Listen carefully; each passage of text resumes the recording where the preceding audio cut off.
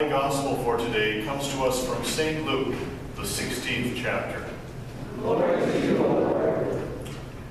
Jesus said, "Once upon a time there was a rich man who was dressed in purple and fine linen, and who feasted sumptuously every day.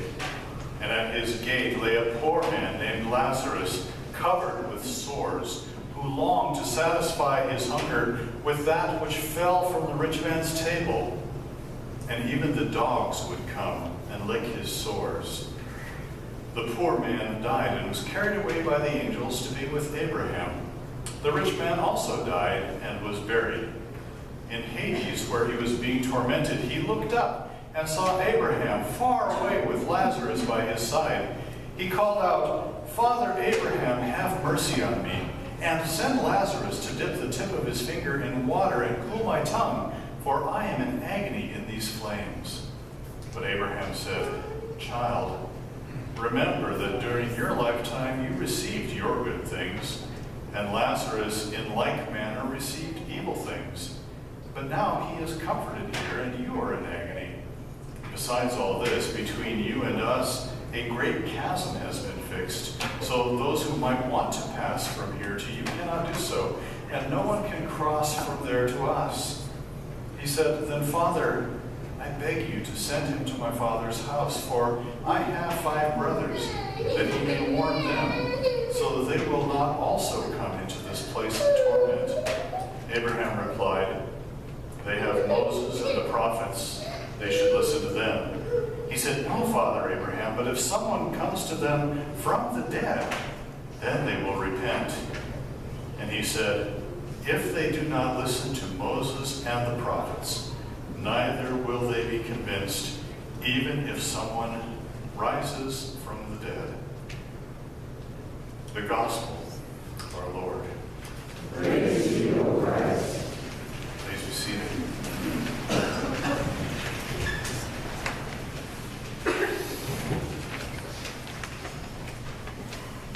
Wow, we say at the end of that, the gospel of our Lord, the good news of our Lord. And all of you dutifully responded, "Praise to you, O Christ." But you have to ask yourself, did that sound like good news? I don't know. You know, we kind of have this idea. We have this little worm that works itself into our brain. In fact, I had completely forgotten about it. But one of the kind of fun things about living in Pullman is that you see bumper stickers that you haven't seen for 20 or 30 years. Well, you do. They're kind of, and some people, the whole backs of their cars are pasted with bumper stickers. Mary, yours needs some bumper stickers now because you used to have bumper stickers all over your Subaru. Okay, everybody needs to bring bumper stickers for Mary for her Subaru so she can feel complete again. But I saw a bumper sticker this last week, and it's one of those that is kind of silly, but it makes you giggle a little bit at the same time. The bumper sticker was, "My karma ran over your dogma." And I just kind of thought, oh, that's kind of cute, until you really kind of think about it. And then you begin to realize that maybe, because we do have this idea, don't we? And it is really a satisfying idea. We don't just have this idea because it comes to us from nowhere. This whole idea of karma, we've talked about it before. This whole idea that, you get what you deserve kinds of things. And there is this really wonderful feeling. How many of you have ever driven between Washtenaw and Othello? Of course you all have. How else did you get here? Except by driving through. And it never fails. What is the speed limit between Washtenaw and Othello? 85. Not 85. In your dreams, you want it to be 85. Is it 65 or 60? 65. See, what is it? 65. Okay, we will all mutually agree that it's 65, even though the next time. But when you're driving on that road, and it is painful, because it just like goes forever. And there is not one turn on that road anywhere. I've often told people that as the driver, you could take a nap for 10 minutes. And when you wake up, you'd still just be heading down that road. It really kind of, it makes you want to speed. And so then, when you're being dutiful and good, and you're holding your car to 65.5, and somebody comes rip-roaring up behind you, tailgates right behind you, honks even sometimes, like, get out of the way. And then they go roaring around you and head, boom, off toward Othello, toward the gas stations there, ripping along at 85 miles an hour, and you're watching them and you're going, I wish that I could be going that fast. I wish that I could be going that fast, but I am a dutiful person. And so I won't. And as you cross over the next hill, you see them with blue lights flashing around them. Karma!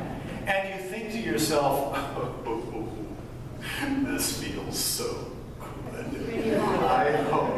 I hope it's a monster whopper of a ticket.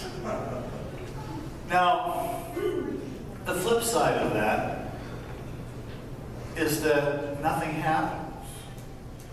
And you're driving along, and there aren't any blue lights. Or you're driving along, and you get a flat tire.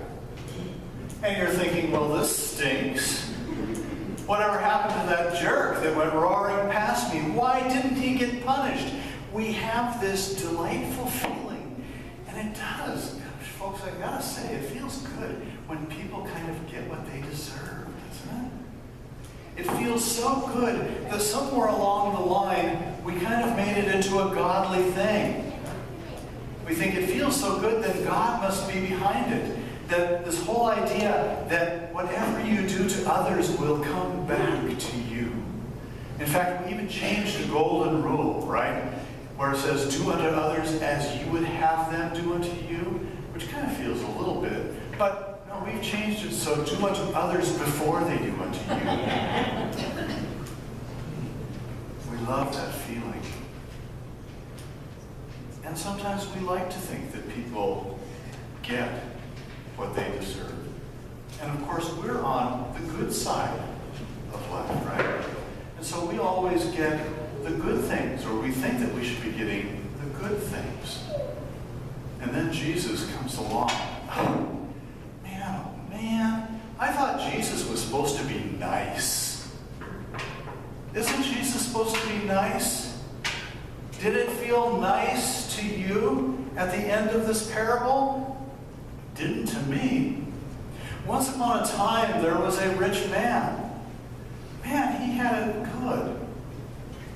He feasted sumptuously on steak every evening.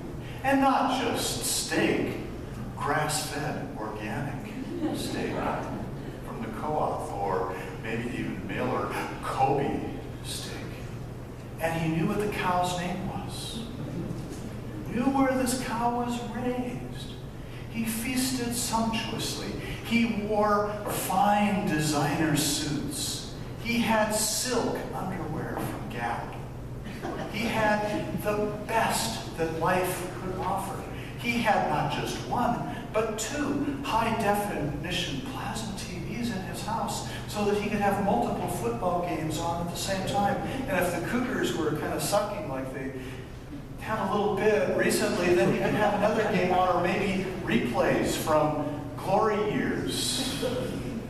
He had these 2 TVs, and he lived well. Now, as you're listening to the story about this guy, you might think to yourself, well, it doesn't sound that rich. But it is a matter of perspective, isn't it? Because it's oftentimes a good thing for us to remember that we are rich to 98.9% of the world. There he lived. But outside of his gates, And Jesus really makes the story, kind of a gut-level wrench. Here was this man by the name of Lazarus who was laying outside the gates of this, because of course he was lying outside the gates, because if you were the rich man, where would you live? A gated community. Keep all those people out. There's Lazarus lying there in absolute want, and his life is miserable. His life is just really, Jesus couldn't have painted it much worse. He's hungry all the time. He's got sores on his body. Oh, man. Probably hasn't had a bath in 2 years. And, and it's like Jesus is. And not only does he have sores on his body, but the dogs would even come and lick them. Did anybody throw up a little bit in their throat when they're hearing this? This man's life is awful. Now, we're not really surprised when Lazarus dies. That's not a big newsflash, right? And he was probably teetering on the edge for a long time. But the shocker in Jesus' story is that the rich man dies at the same time. What? I thought he had the best health care that money could buy. I thought he was going to the gym 3 times a week to make sure that he was fit, and he was doing everything that he could to make sure that his heart was in good shape. But no! He dies, and all of a sudden, things really change.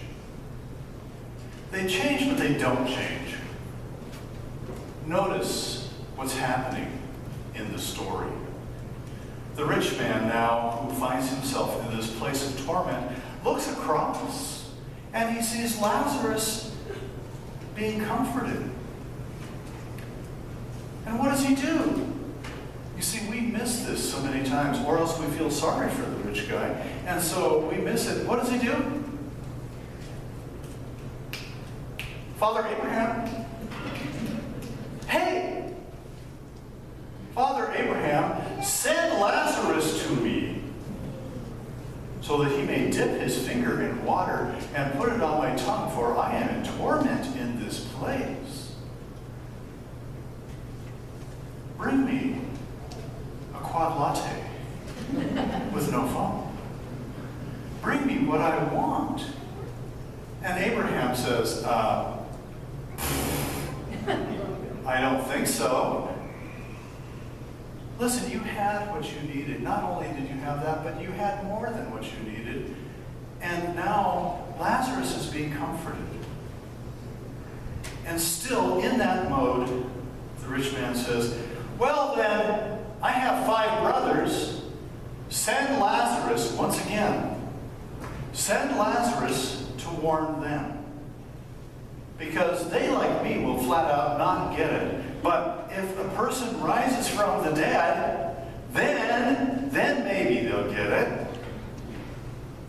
And Abraham, in this really uncharacteristic kind of snotty way, at least it sounds kind of snotty to us, says, no. No. First of all, Lazarus is not your messenger. Lazarus is not your go-to boy, your personal assistant. But not only that, if your brothers don't get it from Moses and the prophets, not even a person coming back to life will open their minds to suddenly understand what's going on around them. So the question is, do we?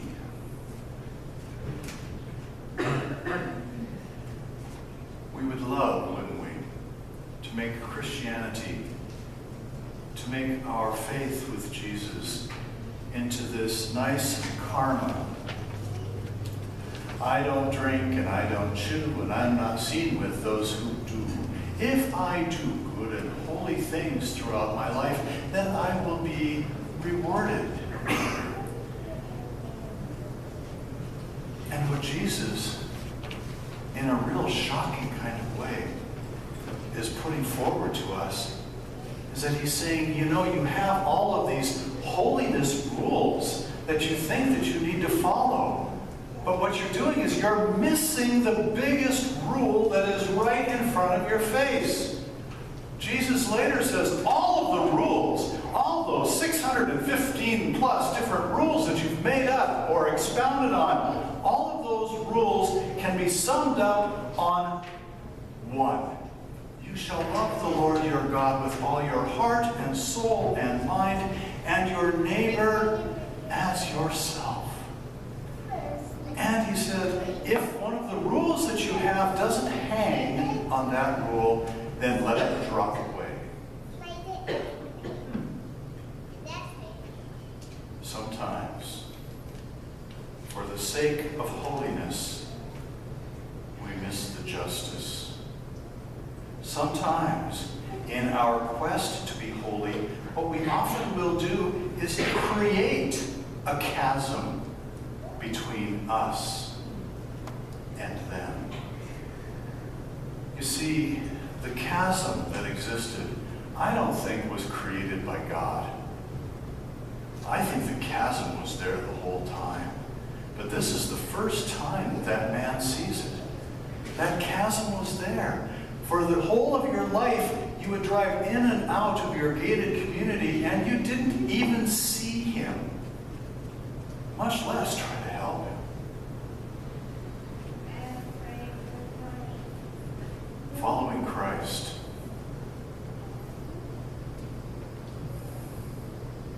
It's not karma. It's not the rules. But boy, oh boy, it's compassion. It's allowing ourselves not only to see those around us, those who are hurting, those who are in need, even those who are hiding that need really well, but it's also the willingness to say, I am not going to be content in my own self-satisfied little world. But I really am going to do what I can to reach out and to cross that divide. From the very beginning, God said, it is not good that we should be alone. We need people next to us. We need those who can be next to us and rock close to us so that we can be truly human. Where are we in this parable? It's one of the things you always ask, right? Where are we in the parable? Am I the lost sheep? Am I the prodigal son? I think that in this parable, we are the 5 brothers. Which means that the parable isn't